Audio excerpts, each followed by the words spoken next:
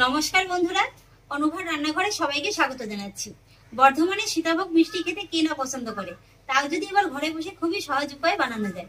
হ্যাঁ বন্ধুরা, আজকে আমি মাত্র 10 টাকা দামের গুঁড়ো দুধের প্যাকেট দিয়ে বর্ধমানে সীতাভোগ মিষ্টি তৈরি করে দেখাবো। আসুন তাহলে দেখে নিন বন্ধুরা আমার আজকের রেসিপিটি। আশা করছি আপনাদের খুবই ভালো লাগবে।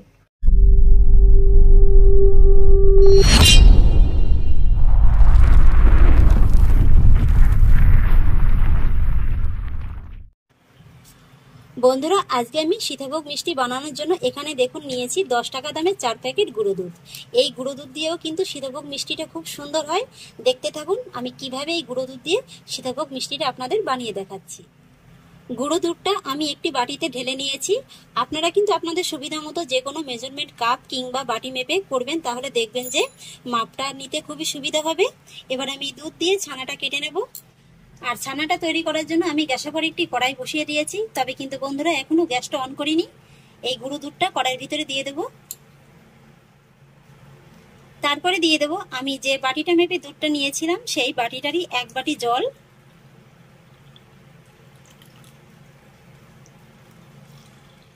এবার দুধটাকে জলের সঙ্গে ভালো করে মিশিয়ে গলিয়ে নেব। দুধটাকে ভালো করে মিশিয়ে নিয়েছি। আর এবার আমি গ্যাসের ফ্লেমটাকে অন করে দুধটাকে একবার ভালো করে ফুটিয়ে নেব। আর বন্ধুরা, এই দুধটা কিন্তু অন্য যে কোনো তরল দুধের মতো খুব বেশি সময় নিয়ে ফুটিয়ে নেওয়ার প্রয়োজন নেই। যেহেতু এটা গুঁড়ো দুধ, তাই কিন্তু অল্প জাল দিলেই হয়ে যাবে। আর দুধটা ফোটানোর সময় কিন্তু এইভাবে অনবরত নেড়েচেড়েই দুধটাকে ফুটিয়ে নিতে হবে, তা না হলে সর পড়ে যাবে, আর সর পড়লে কিন্তু ছানাটা ভালো হবে না। এই যে দেখুন বন্ধুরা, দুধটা কিন্তু ভালোভাবে ফুটে গেছে। এবার আমি দুধের ছানাটা কেটে নেব। আর এই সময় আমি গ্যাসের ফ্লেমটা একেবারে লো করে দিয়েছি। আর এখানে দেখুন আমি নিয়েছি 1 চামচের মতো ভিনিগার, আর সেই সঙ্গে নিয়েছি 1 চামচ জল। এই ভিনিগার মেশানো জলটা আমি এইবার দুধের ভিতরে দেব অল্প অল্প করে, আর ছানাটাকে কাটিয়ে নেব।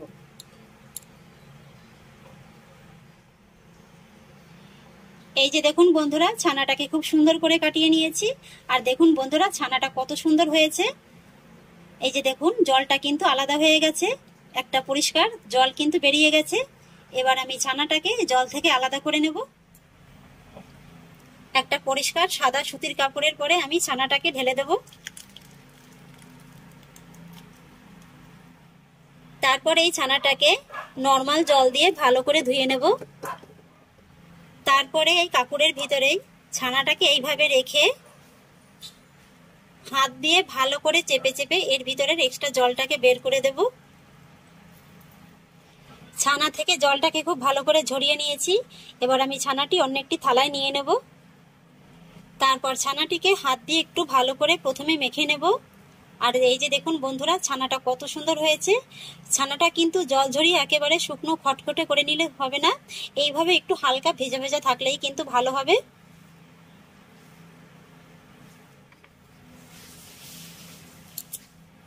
ছানাটিকে প্রথমে আমি হাত দিয়ে একটু মেখে নিয়েছি। আর এবার আমি ছানার ভিতরে দিয়ে দেব 2 টেবিল চামচ গোবিন্দভোগ চালের গুঁড়ো। বন্ধুরা, আপনারা এখানে গোবিন্দভোগ চালের গুঁড়োর পরিবর্তে বাসমতি চালের গুঁড়োটাও ব্যবহার করতে পারেন। আর এই দুটোর যদি কোনোটাই না থাকে, সেক্ষেত্রে আপনারা অ্যারারুট কিংবা কর্নফ্লাওয়ারও কিন্তু ব্যবহার করতে পারেন। তবে সব থেকে ভালো হয় এই গোবিন্দভোগ চালের গুঁড়োটা ব্যবহার করলে। এবার আমি চালের গুঁড়োটাও ছানার সঙ্গে একবার ভালো করে মেখে নেব। চালের গুঁড়োর সঙ্গে ছানাটাকে আমি ভালো করে মেখে নিয়েছি।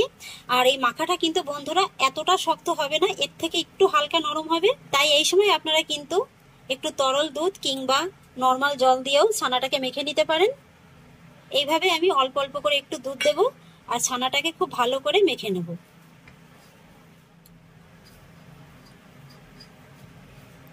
আর বন্ধুরা, ছানাটিকে মেখে নেওয়ার জন্য কিন্তু এইভাবে একটু হাতের তালু দিয়ে একটু প্রেস করে করে কিন্তু ছানাটাকে খুব ভালো করে মেখে নিতে হবে।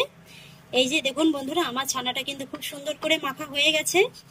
আর মেখে নেওয়ার পরে আমি আপনাদের দেখিয়ে দিচ্ছি যে এটা কতটা নরম করে মেখে নিতে হবে। এই যে দেখুন বন্ধুরা।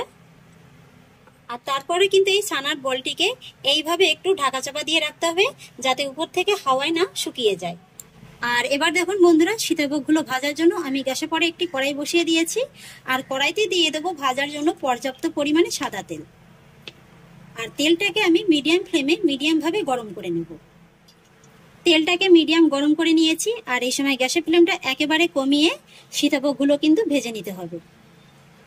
আর দেখুন বন্ধুরা, আজকে আমি সীতাভোগগুলো এই ধরনের ছোট গ্রেটার দিয়ে ভেজে নেব।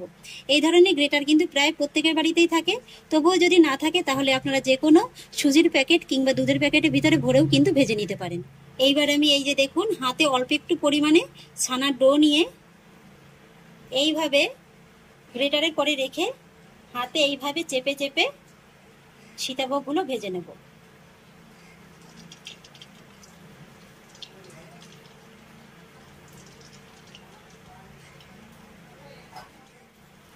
আর এই সীতাভোগগুলো কিন্তু ভাজতে বন্ধুরা খুব বেশি সময় লাগে না, এগুলো খুব বেশি সময় নিয়ে ভাজার প্রয়োজন নেই, তাহলে আবার লাল হয়ে যাবে।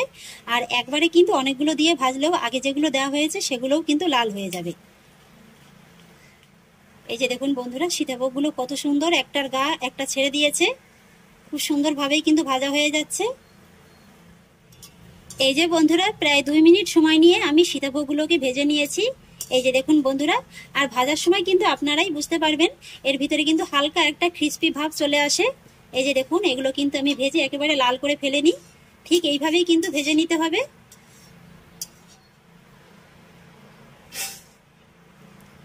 একই রকম ভাবে আমি আপনাদের আরো একটু ভেজে দেখিয়ে দিচ্ছি।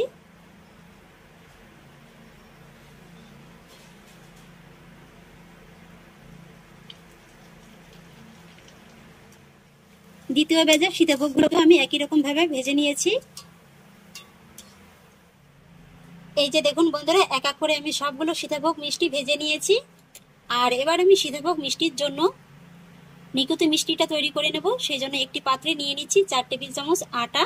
আজকে বন্ধুরা আমি গমের আটা দিয়েই নিকুতি মিষ্টিটা তৈরি করে দেখাবো। সেই সঙ্গে নিয়ে নেব 4 টেবিল চামচ গুঁড়ো দুধ, আর সেই সঙ্গে নিয়ে নেব এই 1 চুটকি পরিমাণে বেকিং পাউডার আর 1 চুটকি পরিমাণে বেকিং সোডা।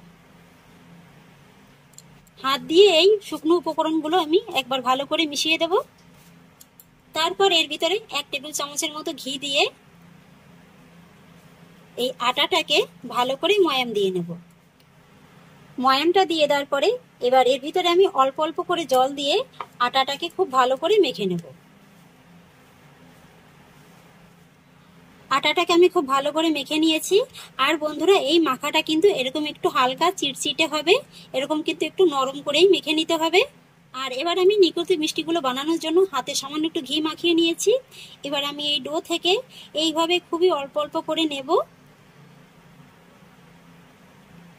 তারপরে নিকুতি শেপ দিয়ে তৈরি করে নেব। এই যে দেখুন বন্ধুরা, একটা তৈরি করে নিয়েছি। আর এইভাবেই আমি সবকটি তৈরি করে নেব। এই যে বন্ধুরা, নিকুতি মিষ্টিগুলোকে আমি সব তৈরি করে নিয়েছি। এবার আমি নিকুতি মিষ্টিগুলোকে ভেজে নেব। আর ভেজে নেওয়ার জন্য কিন্তু তেলের তাপমাত্রাটা একেবারে কমিয়ে নিতে হবে। এক এক করে এই মিষ্টিগুলোকে সব ছেড়ে দেব। তারপর লো ফ্লেমে 2 মিনিটের মতো ভেজে নিতে হবে। 2 মিনিট বাদেই দেখবেন যে মিষ্টিগুলো কিন্তু নিজের থেকেই ভেসে উঠেছে তেলের পরে, আর ফুলতেও শুরু করে দিয়েছে। আরো 2 মিনিট আমি লো ফ্লেমে মিষ্টিগুলোকে ভেজে নিয়েছি। আর এবার গ্যাসের ফ্লেমটা মিডিয়ামে রেখে এই মিষ্টিগুলোকে আমি সোনালী বর্ণ করে ভেজে নেব। বন্ধুরা, এই মিষ্টিগুলো যদি টোটালি আপনারা লো ফ্লেমেই ভেজে নেন তাহলে কিন্তু মিষ্টিগুলো শক্ত হবে আর ভিতরে কিন্তু শিরাটা ঢুকবে না। এই যে বন্ধুরা, মিষ্টিগুলোকে কিন্তু আমি খুব সুন্দর একটা কালার করে ভেজে নিয়েছি। আর এবার আমি মিষ্টিগুলোকে গরম তেল থেকে তুলে নেব। আর মিষ্টিগুলো দেখুন বন্ধুরা, দেখতে কত সুন্দর লাগছে, ফুলে কিন্তু এক একটা ডবল হয়ে গেছে। এবার আমি মিষ্টিটা ফাইনালি কমপ্লিট করার জন্য গ্যাসে পরে আবার কড়াই বসিয়ে দিয়েছি। আর কড়াইতে দিয়ে দেবো মেজারমেন্ট কাপের হাফ কাপ মতো চিনি।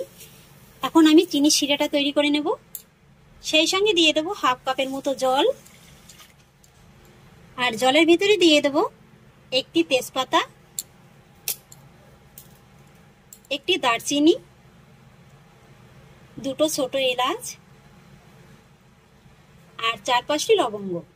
এবার গ্যাসের ফ্লেমটা মিডিয়ামে রেখে চিনিটাকে ভালোভাবে গলিয়ে একটা শিরা তৈরি করে নেব। তবে শিরাটা কিন্তু 1 তার কিংবা 2 তার হবে না, হালকা একটু চিটচিটে ভাব আসলেই কিন্তু শিরাটা তৈরি হয়ে যাবে। বন্ধুরা, চিনির শিরাটা একেবারে তৈরি। তারপর আমি যে নিকুতি মিষ্টিটা তৈরি করে রেখেছিলাম সেই মিষ্টির ভিতরে এই শিরাটা দিয়ে দেব। আর এবার এই শিরার ভিতরে দিয়ে দেবো আমি সীতাভোগ মিষ্টিটা।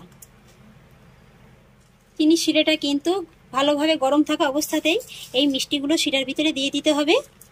তারপর এইভাবে ঢাকা চাপা দিয়ে আমি এই দুই রকমের মিষ্টিটাকেই 30 মিনিটের মতো রেস্টে রেখে দেবো। ফিরে এলাম বন্ধুরা 30 মিনিট বাদে। ঢাকাটা তুলে আমি আপনাদের সীতাভোগ মিষ্টিটা দেখিয়ে দিচ্ছি। এই যে দেখুন বন্ধুরা, মিষ্টিটা কিন্তু খুব সুন্দর একেবারে চিনি শিরাটাকে ছোপ করে নিয়েছে। আর মিষ্টিটা ঠিকঠাক ভিজেছে কিনা আপনারা কিভাবে বুঝবেন? এইভাবে একটা মিষ্টি হাতে নিয়ে দেখবেন, হাতে নিয়ে এইভাবে একটু চাপ দিয়ে দেখবেন। যদি দেখেন যে টুকরো টুকরো হয়ে যাচ্ছে তাহলেই বুঝবেন যে মিষ্টিটা একেবারে ঠিকঠাক ভিজেছে। এই যে দেখুন বন্ধুরা, আমি কিন্তু মিষ্টিটা আপনাদের দেখিয়ে দিচ্ছি। এই যে দেখুন, এইবার আমি চিনি শিরা থেকে এই মিষ্টিটাকে তুলে নেব।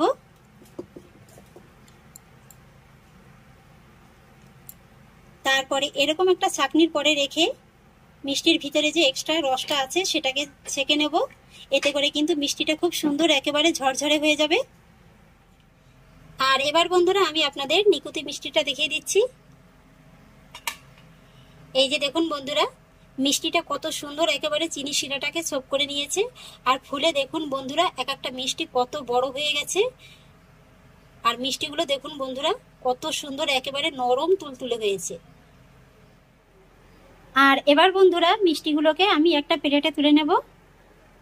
আর আপনারা নিশ্চয়ই দেখে বুঝতে পারছেন যে মিষ্টিটা কতটা ঝরঝরে হয়েছে। আর এই যে দেখুন বন্ধুরা, একটার গায়ে কিন্তু একটা একদম লেগে নেই। প্রত্যেকটা মিষ্টি কিন্তু একেবারে আলাদা আলাদা হয়ে গেছে।